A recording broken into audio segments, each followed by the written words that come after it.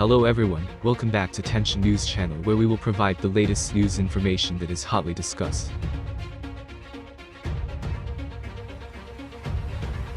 Ukrainian Army released footage of precise artillery rounds hitting a Russian depot where they stored rockets and artillery missiles for BM-21 Grad multiple rocket launchers.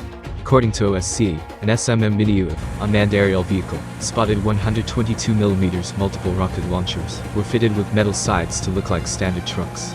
Earlier, Ukrainian officials said that the continuing Russian aggression against Ukraine, in support of terrorist groups in the Donetsk and Luhansk regions, is a crude violation of the fundamentals of international peace and security.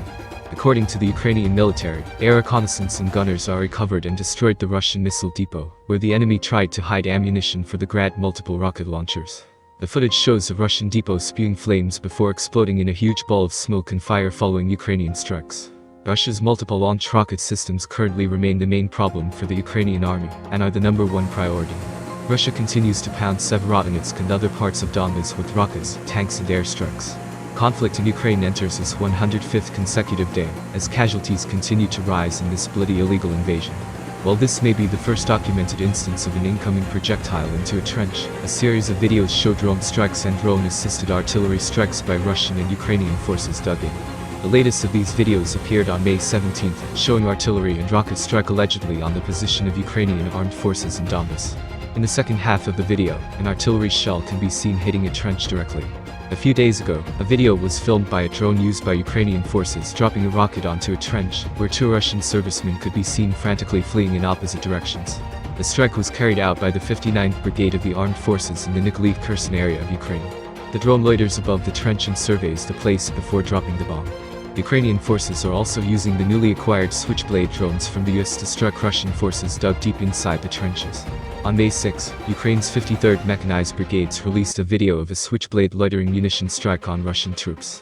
Russian troops can be seen in what appears to be a trench, and the drone strikes the road next to the soldiers, forcing them to run for cover to the nearby structures with corrugated iron roofs, where they quickly disappear from sight. Well, there was another video on May 3rd that showed Russian strikes on a Ukrainian trench in the Izum area, where some of the OSCE analysts on social media said that the soldiers inside the trench were actually mannequins. The drone also appears to have been used to assist the alleged Wagner private military contractors in assaulting that trench and other nearby buildings, to hunt down the last Ukrainian defenders of the area. Ultimately, it hovers over the location, where the Ukrainians are cornered and surrender. Last week, Russia made back-to-back attempts at crossing the Donets River, nearby Olhorivka, in an attempt to encircle the Ukrainian troops in the cities of Severodonetsk and Lysychansk. However, both these attempts were foiled by Ukrainian artillery and aerial strikes that have reportedly destroyed more than 73 units of Russian equipment. The first attempt was made on May 8 when Russian forces gathered on the side of the Seversky-Donets River, opposite by Olhorivka, to cross over the river on a pontoon bridge once it was constructed. However, Ukrainian forces had been monitoring Russian activities in the area, and once it was confirmed that the Russians were mounting a bridge, they began shelling the positions with heavy artillery fire, followed by airstrikes.